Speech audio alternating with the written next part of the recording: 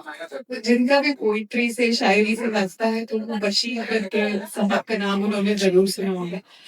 तो अभी कुछ दिनों पहले वो गुज़र गए इस दुनिया से, तो मैंने उनको डेडिकेटेड करते हुए गुस्ताखी करी है उनकी शैली में कुछ लिखने की। पता नहीं मैं कितना जस्टिफ़ाई कर पाऊँगी, तो उनका एक बहुत फ़ेमस शेर है जो मुझे बहुत पसंद है कि कुछ तो मजबूरियाँ रही होंगी, वरना यूँ ही कोई बेवफ़ा नहीं होता। उस पर मैंने अपना कुछ वर्जन लिखा है कि तुम सामने तो हो मेरे, कि तुम सामने तो हो मेरे, पर साथ नहीं हो। और इस आधे अधूरे साथ के साथ ये बोझिल सी जिंदगी काटी नहीं चलती। हाँ, तुम इल्जाम लगाओगे। हाँ, तुम इल्जाम लगाओगे, मेरे किरदार पर उंगली उठाओगे। हाँ, तुम इल्जाम लगाओगे, मेरे किरदार पर उंगली उठाओगे। चाहो तो जाके जमाने को बताओगे कि मेरा प्यार बेवफा हो गया, कि मेरा प्यार बेवफा हो गया। पर क्या कोई ये बता पाएगा, पर क्या कोई ये बता पाएगा कि तेरे साथ होते हुए भी कैसे कैसे मैं इतना तन्हा हो गया। मैं अक्सर तुम्हें देखकर सोचा करता हूँ, मैं अक्सर तुम्हें देखकर सोचा करता हूँ कि हमारे बीच ये खाई सी दूरी तुम्हें कैसे दिखाई नहीं देती। हमारे बीच ये खाई सी दूरी तुम्हें कैसे दिखाई नहीं देती। कैसे तुम्हें चारों ओर पसरी ये खामोशी सुनाई नहीं देती। अब हाँ, अब तुमसे हताश हो। हाँ, अब तुमसे हताश हो ये दिल कहीं और सहारा ढूंढता है। हाँ, अब तुमसे हताश हो ये दिल कहीं और सहारा ढूंढता है। अब बेशक तू कह सकता है कि मेरा प्यार उससे बेवफाई करने लगा है, बेवफाई कर।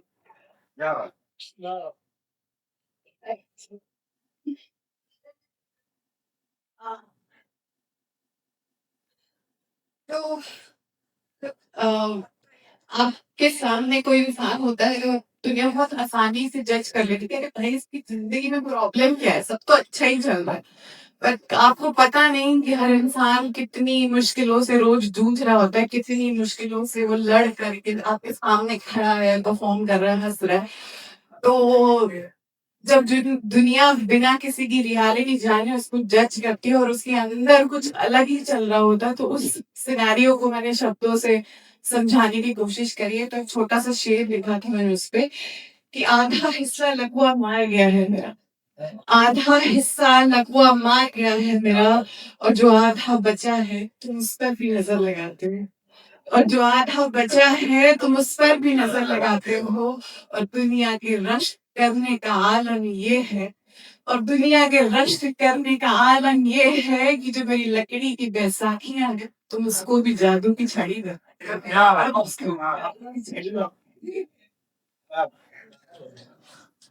तो मैं बहुत सारे लोगों से मिलती हूँ, मेरा काम ही है लोगों को एनालाइज करना, ऑब्जर्व करना। तो मैंने एक चीज देखी कि हम दुनिया में 95% लोग मेहनत कर रहे हैं, 5% लोग ऐसे हैं जो सिल्वर स्पून के साथ पैदा हुए हैं। पर 95% लोगों में से हर एक इंसान सक्सेसफुल नहीं होता। कुछ इंसान वीडियो पर रह जाते हैं, वहीं के वहीं रह जाते हैं, जिस वो कुएं में है उसी में रह जाते हैं। तो मैंने जो ऑब्जर्वेशन में देखा कि एक सक्सेसफुल इंसान और एक मीडियोकर इंसान के बीच का अंतर, तो मैंने उसको एक कविता में उतारा है कि वो कहते हैं तुम्हारी जिंदगी सपनों से दिखाई पड़ती है। ये मीडियोकर इंसान एक सक्सेसफुल इंसान को देखकर बोलेगा कि वो कहते हैं तुम्हारी जिंदगी सपनों से दिखाई पड़ती है। वो कहते हैं कि तुम्हारी हंसी बेबाक अल्हड़ सी सुनाई पड़ती है। पर सपने तो हर सुबह सूरज की किरणों के साथ टूट जाया करते हैं।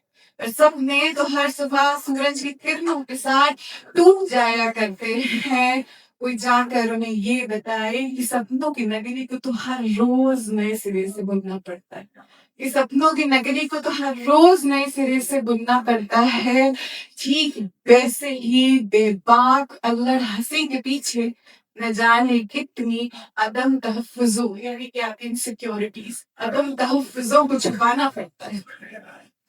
देखा जाए तो तुम्हारी और मेरी जिंदगी अलग नहीं, देखा जाए तो तुम्हारी और मेरी ज़िंदगी अलग नहीं, फ़र्क बस इतना है कि तुम हर बार सपने टूटने पर कभी खुद को, कभी हालात को, तो कभी दूसरों को इल्ज़ाम लगाते हो। कभी खुद को तो कभी हालात पर तो कभी दूसरों पर इल्ज़ाम लगाते हो। मैं उन्हीं गिने-चुने पलों को समेट लिया करती हूँ। मैं उन्हीं गिने-चुने पलों को समेट लिया करती हूँ और अपनी ज़िंदगी को फिर सँवार लिया करती हूँ। और जो कल रात टूटे थे ना, और जो कल रात टूटे थे, उन सारे सपनों को एक-एक कर पश्मीना धागों से फिर काट लिया करती हूँ, फिर काट लिया करती हूँ। I hope you are not getting bored तो और बचिए। तो एक बदलाव एक मैंने कविता लिखी है, तो हम सब बड़े होने की प्रोसेस में ना अपने जाने-पहचाने घरों को, अपने लोगों को छोड़ देते हैं और हम घर लौटते थे, लड़कियाँ की शादियाँ हो जाती हैं या जॉब भी करने चले जाते हैं, तो लड़के भी अपना घर छोड़ते थे। जब भी आप वापस एक बार जो आपने जगह छोड़ दी ना, वो जगह वैसी कभी नहीं रहती। जब भी आप वापस लौट के जाएँगे, आपको बस एक एहसास रह जाता है, यादों में वो कुछ अलग होती है और रियलिटी जो है वो कभी मैच ही नहीं कर पाती आपकी यादों से। तो उस पर मैंने लिखा था कि वो रास्ते जिनको मुझे मोड़ना पड़ा, वो रास्ते जिनको मुझे मोड़ना पड़ा, बड़े होने की प्रक्रिया में जो जाना पहचाना था वो घर भी छोड़ना पड़ा। बड़े होने की प्रक्रिया में जो जाना पहचाना था वो घर भी छोड़ना पड़ा। जब वापस लौट कर जाते हैं तो एहसास हुआ करता है, जो यादों में बसा था ये वो घर नहीं है।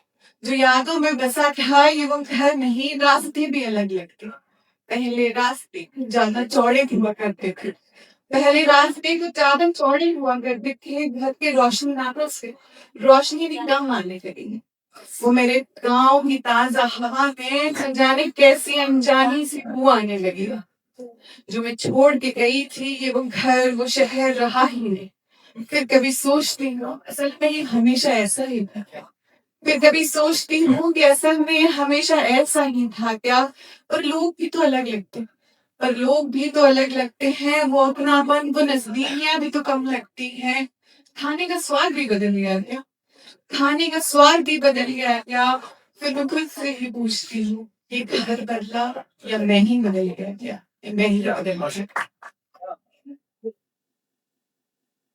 और एक लास्ट कविता प्यार है ना, क्योंकि प्यार एक ऐसा इमोशन है कि सब लोग उससे कनेक्ट करते हैं। हर किसी ने कभी ना कभी किसी ना किसी स्टेज पर प्यार को महसूस किया है। और सबसे खूबसूरत किस्म का प्यार मुझे वो लगता है जो कभी मुकम्मल नहीं हुआ। जो प्यार मुकम्मल हो जाता है उसके बारे में बात करने में मजा नहीं आता। तो जब आपके पास कोई ऐसा इंसान है जिससे आप बेहद प्यार करते हो पर कभी वो आपको हासिल नहीं हुआ, तो आप तरह तरह की कल्पनाएं करते हैं, तरह तरह की सोच रखते हैं। तो ऐसा अ, किसी ने सुना है पैरेलल यूनिवर्स का कांसेप्ट। तो जो कभी आप जिससे प्यार करते हैं और अपने दिल को तसल्ली देने के लिए कभी ये खाते हैं कि हाँ हम यहाँ नहीं थे, तो शायद किसी पैरेलल यूनिवर्स में हम साथ रहे। तो उस पर मैंने कुछ लिखा था कि ऐसा हो नहीं सकता, कि ऐसा हो नहीं सकता जिस तरह मेरी रूह तेरी रूह को पुकारती है। कि ऐसा हो नहीं सकता जिस तरह मेरी रूह तेरी रूह को पुकारती है। इस दुनिया में ना सही हम किसी और जहां में तो साथ होंगे। इस दुनिया में ना सही हम किसी और जहां में तो साथ होंगे। एक छोटा सा घर है वो, एक छोटा सा घर है वहाँ हमारा, जहाँ सफेद पर्दों से सुनहरी धूप हर रोज आती है। जहाँ सफेद पर्दों से सुनहरी धूप हर रोज आती है। और एक बालकनी, और एक बालकनी है जिसे हमने मिलकर सजाया है। दिन की शुरुआत चाय पीते हुए हम वहीं से करते हैं और रात में साथ में बैठ तारों को देखा करते हैं। और रात में साथ में बैठ तारों को देखा करते हैं कि ऐसा हो नहीं सकता जिस तरह दूरियों के बाद जिस तरह दूरियों के बाद भी मैं तुमको महसूस किया करता हूँ। जिस तरह दूरियों के बाद भी मैं तुमको महसूस किया करता हूँ। इस दुनिया में ना सही और इसी जहान में तू हर रोज मेरे सीने पे सर रख के सोया करूँ। बिना कहे तुम्हारा हर लफ्ज समझ लिया करता हूँ। जो बिना कहे तुम्हारा हर लफ्ज़ समझ लिया करता हूँ, इस दुनिया में ना सही, पर किसी और जहाँ में तुम मेरे सामने अपनी आँखों को भिगोया ज़रूर करते हो। कि ऐसा हो नहीं सकता जिस तरह तू मुझ में शामिल है, कि जिस तरह तू मुझ में शामिल है इधर, कि जिस तरह तेरा होना ही मेरे वजूद का कामिल है।